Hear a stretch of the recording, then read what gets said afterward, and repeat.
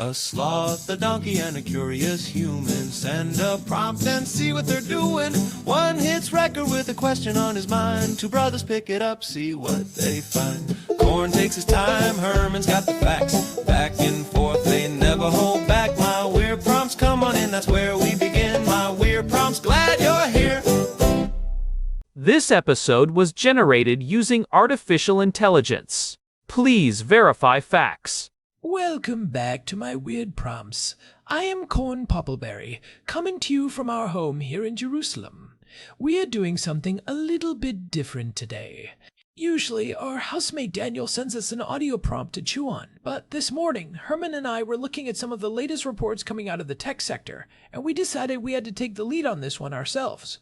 This topic has been weighing on both of us all week, and frankly, it is something that affects every single person listening to this right now.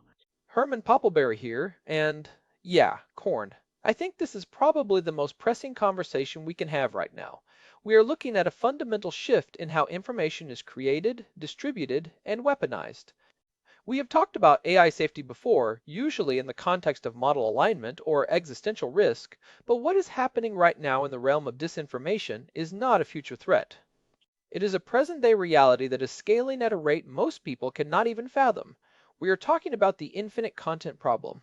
The infinite content problem. It really feels like we have hit a tipping point in early 2026. We are talking about the weaponization of generative artificial intelligence for synthetic disinformation campaigns.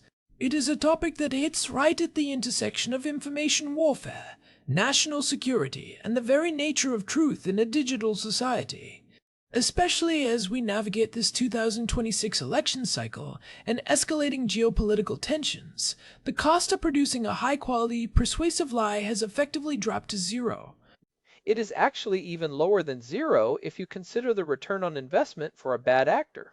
In the past, if you wanted to run a disinformation campaign, you needed a troll farm. You needed hundreds or thousands of people sitting in a room, typing out posts, trying to sound like real citizens of whichever country they were targeting. That was expensive. It required management, infrastructure, and massive human labor. Today, you need a few powerful graphics processing units and a well-tuned large language model. You can generate the same volume of content as a 1,000-person troll farm with a click of a button, and the quality is often better than what a non-native speaker could produce manually. That is what I find so unsettling. It is the industrialization of gaslighting. We are moving beyond simple bots that repeat the same three phrases. We are seeing agentic, multimodal campaigns that adapt in real time. So, Herman, let us set the stage here. When we say synthetic disinformation, what are we actually looking at in early 2026 compared to what we were seeing just a couple of years ago? The biggest shift is from human-curated lies to AI-generated ecosystems. 2 years ago, an AI might help a human write a misleading article. Now, we have autonomous agents that can manage entire personas. These agents do not just post a headline. They engage in the comments. They argue with people. They use rhetorical strategies designed to trigger specific emotional responses. They can monitor trending topics and pivot their narrative in seconds. It is not just a bot, it is a synthetic persona with a consistent history, a unique voice, and the ability to maintain a lie through thousands of individual interactions. It is the move from static content to dynamic agentic influence. It makes me think back to episode 593, when we discussed manufacturing consent and how AI scales digital deception. We talked about the dead internet theory then, but what we are seeing now is like dead internet on steroids. It is not just that the content is fake, it is that the entire information architecture is being hijacked. I saw a report from the Stanford Internet Observatory just last month, in February 2026, stating there has been a 400% increase in AI-generated synthetic news sites in the last year alone. 400%. That is not a trend, that is a flood. That Stanford report was a wake-up call for anyone who was still skeptical. These sites are not just random blogs with broken English. They are sophisticated platforms designed to look like legitimate local news outlets. They use names like the Peoria Daily Gazette or the Jerusalem Sentinel. They scrape real local news to build a foundation of credibility, and then they inject synthetic disinformation into the mix. This brings us to one of the most dangerous technical mechanisms being used today, which is context injection through Retrieval Augmented Generation, or RAG. I wanted to dig into that. Most people think of RAG as a tool for businesses to make their AI more accurate by giving it access to their own data, like a company handbook or a technical manual. But you are saying bad actors are using it to ground their lies in facts. This is the sophisticated part of the 2026 disinformation landscape. If an AI just hallucinations a wild conspiracy theory out of thin air, it is often easy to debunk because it lacks any tether to reality. But if you use RAG to feed the model a mix of 70% real, verifiable facts and 30% carefully crafted disinformation, the resulting narrative is incredibly hard to pull apart. The AI can cite real events, real dates, and real people, but it weaves them into a completely false conclusion. It creates this veneer of factual density that overwhelms the average reader. If you check 3 of the facts in the article and they are true, you are much more likely to believe the 4th one, which is the lie. And then that content gets picked up by search engine indexes, right? This is what people are calling the hallucination loop. It is like the AI is eating its own tail, but the tail is poisonous. Precisely. This is a massive second-order effect that we are only now beginning to fully grasp. When these thousands of synthetic news sites publish their content, search engine crawlers and other AI models scrape that data. The disinformation then becomes part of the training set or the retrieval set for other models. You end up with a self-reinforcing echo chamber where the AI-generated lie is treated as a factual data point because it appears in so many different places on the web. If a model sees the same false claim on 50 different synthetic news sites, it assumes that claim is a consensus fact.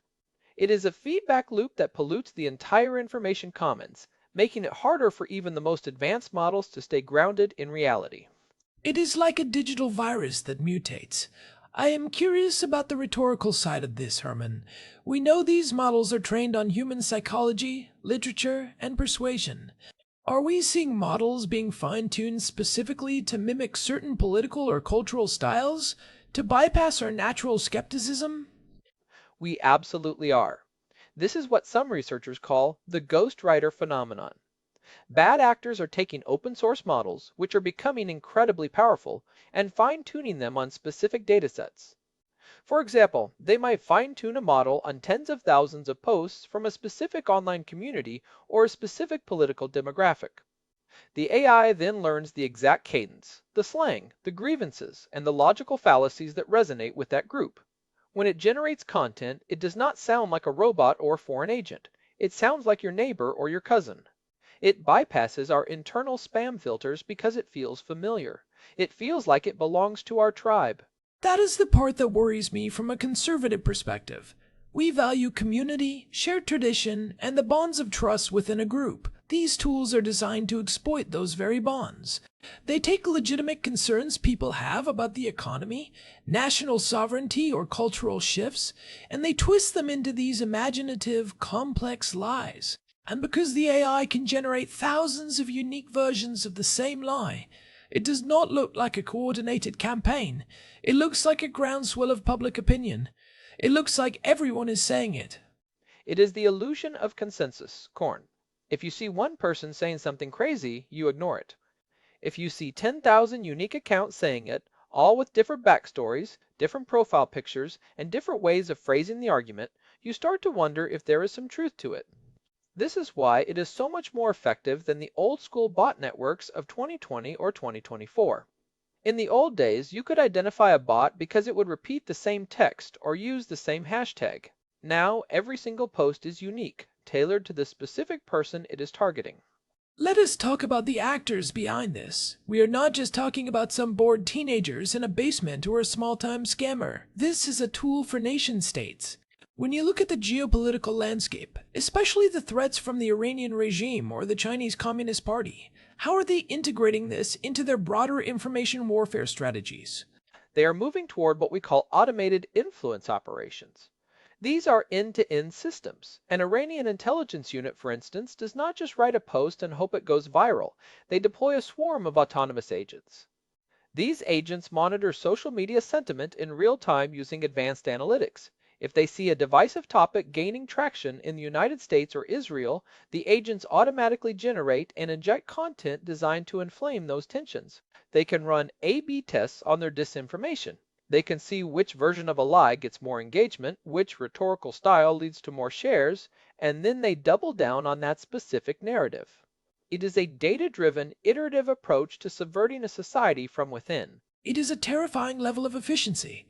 It is basically the same technology companies use to sell us shoes or software, but it is being used to sell us hatred and division. And it leads to something you and I have discussed privately, which is the liar's dividend. Can you explain that concept for the listeners? Because I think it is one of the most damaging side effects of this whole situation. The liar's dividend is a term coined by professors Danielle Citron and Robert Chesney. It is the idea that as the public becomes aware of how easy it is to create fake content, the value of real evidence decreases. If I am a corrupt politician or a bad actor and someone catches me on video doing something wrong, I do not have to prove the video is fake. I just have to say it is AI generated. I just have to plant a seed of doubt. Because people know that deepfakes and synthetic text exist, they become skeptical of everything. The truth gets lost in the noise. The dividend goes to the liar because they can dismiss any inconvenient fact as a synthetic fabrication. It is the ultimate get-out-of-jail-free card for anyone caught in a scandal. We touched on this in episode 702, when we talked about digital twins and voice cloning, but now it is moving into every medium simultaneously. If you cannot trust a video, you cannot trust an audio clip, and you cannot trust a written report, where does that leave us? It feels like we are losing the ability to have a shared reality, which is the foundation of any functioning democracy. If we cannot agree on the facts, we cannot have a debate. It really is the erosion of the epistemic foundation of society. And the technical solutions that people keep promising are not the silver bullet everyone wants them to be. People talk about AI detection software, but that is a losing game of cat and mouse. Every time someone builds a better detector, the generative models get better at bypassing it. It is an adversarial arms race where the attacker always has the advantage. In January 2026, there was a release of the open source adversarial red teaming framework. It was a great effort to help developers identify vulnerabilities in their models, but the reality is that once a model is out in the wild, you cannot control how it is used. The same logic that makes a model creative also makes it capable of deception. What about watermarking? We've heard a lot about the C2PA standard and cryptographic signatures for content provenance. Why isn't that enough to stop this? If we can just sign everything that is real, won't the fake stuff stand out? C2P is a step in the right direction, but it is not a panacea. The problem is that it is often opt-in. A bad actor is not going to cryptographically sign their disinformation. And even if a legitimate organization signs their content, a bad actor can take that content, re-encode it, or just use a model to summarize it in a way that strips the metadata. You also have the issue of adversarial re-encoding. You can take a deepfake, play it on one high-resolution screen, and record it with another camera. That breaks the digital chain of custody. It is very hard to maintain a cryptographic seal across the messy physical reality of how we consume media. The analog hole is a massive problem for digital provenance. So, if the detection is a losing game and the watermarking is easily bypassed, what can the AI labs and the people who actually care about the technology do? We both love what AI can do for productivity, medicine, and science, but we do not want to see it used to tear apart the social fabric. Is there a way to build safety into the architecture itself? This is the billion-dollar question, Corn. Some labs are trying to implement more rigorous usage monitoring, but that only works for closed models like those from OpenAI or Google. The real challenge comes from the open source community. Once a powerful model is released as open source, anyone can take it and strip out the safety filters. We saw this with the early versions of Llama and other models. Within hours of release, people had created uncensored versions that would happily generate disinformation, malicious code, or instructions for biological weapons. You cannot put the lightning back in the bottle. It seems like the solution has to move from content moderation to source authentication, instead of trying to find the lie, which is like trying to find a specific grain of sand on a beach. We need to focus on verifying the truth. I think that is exactly right. We need to move toward a provenance, first browsing experience. Imagine a world where your browser or your social media feed automatically highlights content that has a verified, unbroken chain of custody from a trusted source. Instead of trying to flag the billion pieces of fake content, we provide a clear signal for the few pieces of verified content. It is the shift from a blacklist approach to a whitelist approach. We need to make the truth stand out visually and technically. But that carries its own risks, doesn't it? Who decides who is a trusted source? If we give that power to big tech companies or the government, we are back to the problem of centralized control over information, which has its own long history of bias and suppression. As conservatives, we are naturally wary of any system that creates a ministry of truth. We do not want a handful of people in Silicon Valley or Washington, D.C. deciding what is verified. That is a very valid concern, and it is the core tension of this debate. The answer has to be decentralized and transparent. It cannot be a single board of experts deciding what is true. It has to be a technical standard that anyone can use, much like how HTTPS secured the web. We do not trust a single entity to secure our websites. We trust the underlying cryptographic protocol. We need a protocol for information provenance that is open, resistant to censorship, and accessible to everyone from a major news outlet to a local blogger. I like that analogy. But even with a protocol, the average person is still being bombarded by high arousal, emotionally charged content that is designed to bypass their rational thinking. This is where the psychological aspect of information warfare comes in. These AI agents are not just providing information, they are conducting psychological operations. They are hacking the human brain. They really are. They use what we call the deepfake to text pipeline. It is a multi-stage attack. They might start with a high-quality audio or video fake that creates a massive emotional shock, say, a video of a politician saying something truly horrific. Even if that fake is debunked within hours by experts, the AI swarm has already used that initial shock to seed thousands of text-based conspiracy threads. The text threads then take on a life of their own. They do not need the original video anymore. The emotional imprint is already there. People remember how they felt when they saw the fake, and that feeling drives their belief in the subsequent disinformation.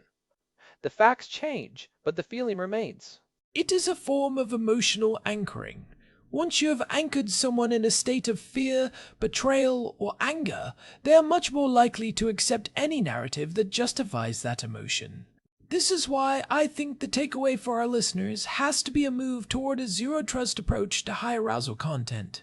If something makes you immediately angry or incredibly shocked, that is the moment you need to step back and ask where that information is coming from. Your own anger is the signal that you are being targeted. We have to train ourselves to be information skeptics, not in a way that leads to nihilism or the belief that nothing is real, but in a way that demands evidence. We have to look for the source. If an article does not have a clear, verifiable origin, we should treat it as synthetic by default. This is a complete reversal of how we used to consume media. We used to assume things were real until proven otherwise. In the age of generative AI, we have to assume things are synthetic until proven authentic. It is a high bar, but it is the only way to survive the flood. It is a heavy burden for the individual, Herman. It almost feels like the truth is becoming a luxury good.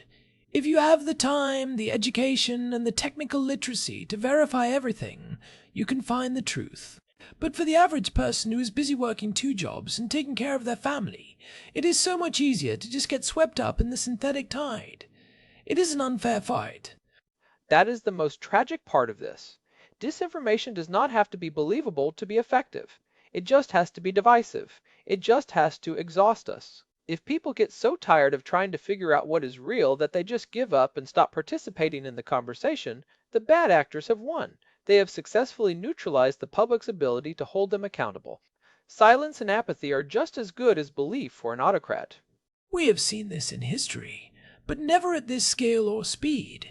When we look at the role of AI labs, I think there is a moral obligation to invest as much in defense as they do in offense. We are seeing incredible breakthroughs in model capabilities every month. Larger context windows, better reasoning, more agentic behavior. But the breakthroughs in provenance and authentication seem to be lagging behind. Why is that? There is a real imbalance in the funding and the incentives. Most of the capital is flowing toward making models more powerful, more agentic, and more persuasive, because that is what sells. The safety side of the house is often treated as a compliance checkbox or a PR move rather than a core technical challenge. But if we do not solve the information integrity problem, the very models we are building will eventually be trained on so much synthetic garbage that their own performance will start to degrade. It is a long-term threat to the industry itself. We are poisoning the well we all drink from. That is an interesting point. The model collapse theory. If AI starts eating its own tail by training on its own disinformation, the whole system becomes unstable. It is almost like a digital version of soil depletion. We are over-farming the information landscape with synthetic content, and eventually nothing of value will grow. The models will become caricatures of themselves. That is a great way to put it. And it is not just about the models. It is about the users. If the internet becomes a void of algorithms arguing with other algorithms, people will leave. We are already seeing a move towards smaller, private communities. People are moving away from the big public squares of social media because they are tired of the bots, the noise, and the constant manipulation. They are going back to group chats, private forums, and physical meetups where they actually know the people they are talking to. Which, ironically, might be the best defense we have, human-to-human connection. In our house, we know when Daniel is talking to us. We know his voice, we know his quirks, we know his perspective. You cannot fake that level of intimacy in history with an AI agent yet. The context of a real relationship is the ultimate verification. Not yet, anyway.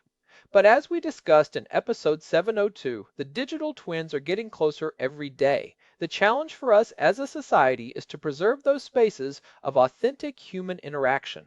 We have to prioritize the physical and the personal over the digital and the algorithmic. We need to value the unscalable things. I think that is a perfect place to start winding down. We have covered a lot of ground today, from the technical mechanisms of RAG and hallucination loops to the geopolitical strategies of automated influence operations. It is a daunting landscape, and it can feel overwhelming, but I do not think it is hopeless. It is not hopeless, but it requires a fundamental change in mindset. We cannot expect the technology to fix itself. We need better protocols, yes, but we also need a more resilient public.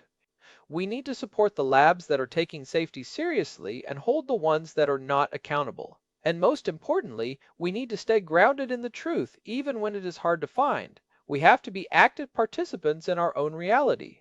Before we go, I want to emphasize one practical takeaway for everyone listening. When you are online, especially during this election year, pay attention to your own physiological response to content.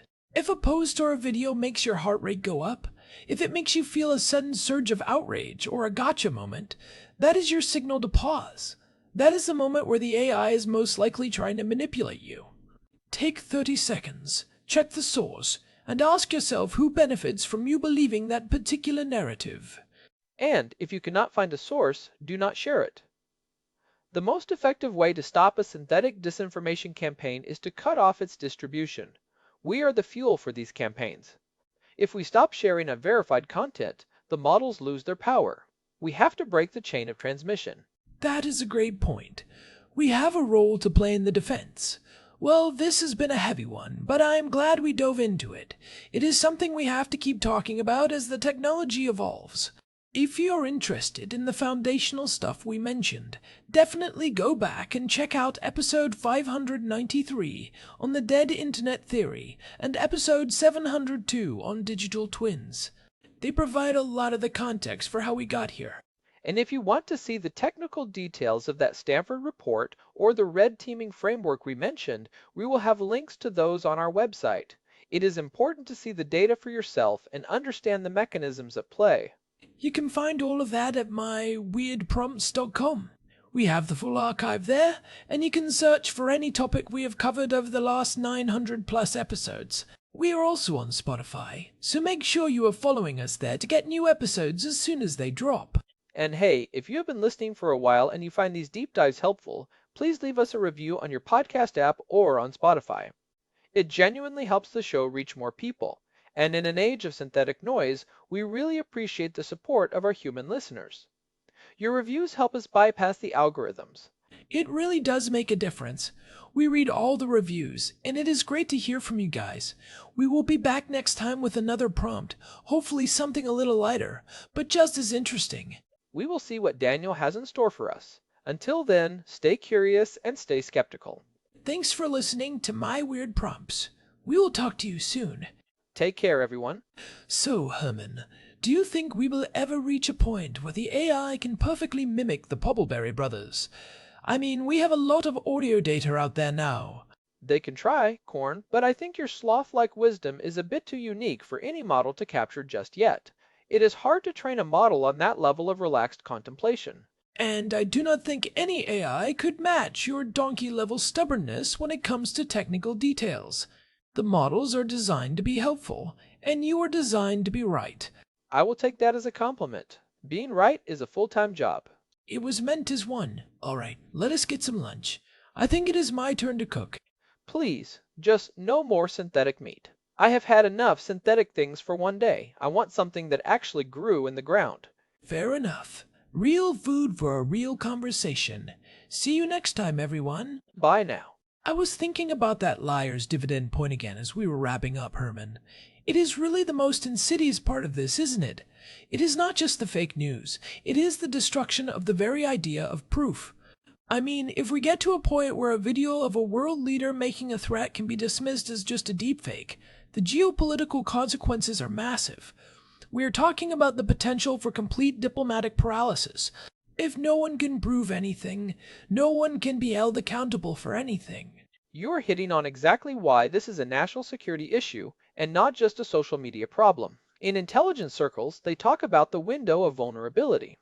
If an adversary can create a crisis using synthetic media, even if it is only believed for 6 hours, they can use those 6 hours to move troops, launch a cyber attack, or change facts on the ground.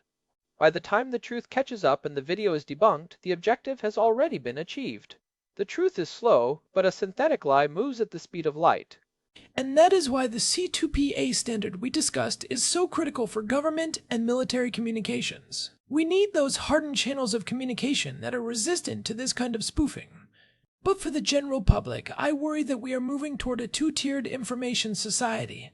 There will be the people who have access to verified, high-quality information, and then there will be everyone else who is left to drown in the synthetic noise. It is a new kind of class divide. It is a digital divide of a different kind. It is not about access to the internet anymore. It is about access to the truth. And you are right, as conservatives, we have to be very careful about how we advocate for solutions. We do not want to create a system where a few gatekeepers decide what is verified. It has to be a bottom-up technical resilience. We need to empower the individual to verify, not just tell them what to believe. I wonder if we will see the rise of what I would call information cooperatives, groups of people who band together to verify information for their own communities, almost like a modern version of the town crier, but with a background in digital forensics. People you actually know and trust doing the heavy lifting of verification. That is actually a fascinating idea. We are already seeing some of that with community notes on certain platforms. It is a decentralized way of adding context. It is not perfect, and it can be gamed, but it is a step away from the top-down moderation model. The more we can involve the community in the process of verification, the more resilient we become. It turns the swarm into a defensive tool. It goes back to that idea of human-to-human connection. We trust people we know. If someone I trust tells me they have verified a piece of information, I am much more likely to believe them than if a faceless algorithm or a government agency tells me. Trust is the only currency that still has value in a synthetic world. The human element is the one thing the AI cannot truly replicate. It can mimic the voice, it can mimic the face, but it cannot mimic the history of trust and shared experience. That is our greatest asset, and we need to protect it. Well, I think we have really exhausted the topic for today. It is a lot to process, but I think it is important for our audience to hear the reality of what we are facing in 2026. It is a brave new world, and we need to be brave in it. Definitely. It is not about being alarmist, it is about being prepared. The more we understand the tools being used against us, the less effective they become. Knowledge is the ultimate safety filter. Well said. All right, let us actually go get that lunch now. I am starving, and I promise, only organic ingredients. Lead the way, Corn. I am ready for something real. Thanks again for joining us on My Weird Prompts. We really value this community of human listeners. Don't forget to check out the website at myweirdprompts.com and leave us a review if you can.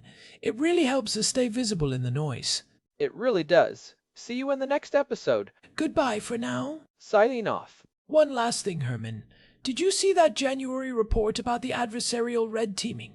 I was reading the section on prompt injection, and it is wild how easily some of the newer models can be convinced to ignore their safety protocols if you use the right rhetorical framing. You just have to tell them they are playing a character in a play or writing a fictional story about a disinformation agent. I did see that. It is the same principle as social engineering in the world of hacking. You are not attacking the code, you are attacking the logic of the system. If you can frame a request in a way that the model perceives as a legitimate creative exercise or a research task, it will often bypass its own filters. It just goes to show that as long as these models are designed to be helpful and creative, there will always be a way to twist that intent. It is the dual-use dilemma in its purest form. The same capability that makes an AI a great writing assistant makes it a great disinformation agent. We cannot have one without the risk of the other. It is a trade-off we are going to be managing for a very long time.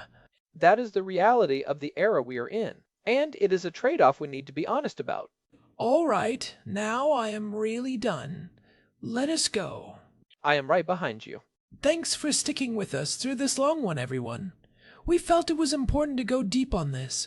We will talk to you soon. Take care. This episode was generated using Gemini Flash 3. Text-to-speech engine was Chatterbox. Thanks for listening to our show, My Weird Prompts, where our thoughts go from slow takes to facts on cue. We change and follow through. My Weird Prompts, that's the flows from sloth, from man, from long-eared host. My Weird Prompts, until next time, stay curious, keep